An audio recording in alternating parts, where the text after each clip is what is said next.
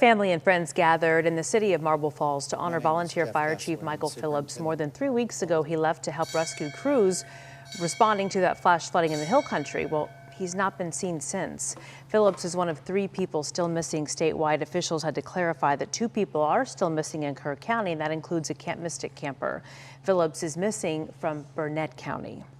The family of Jeff Ramsey from Louisville says he is still missing too. Jeff and his wife Tanya were camping in Kerr County when floodwaters swept through.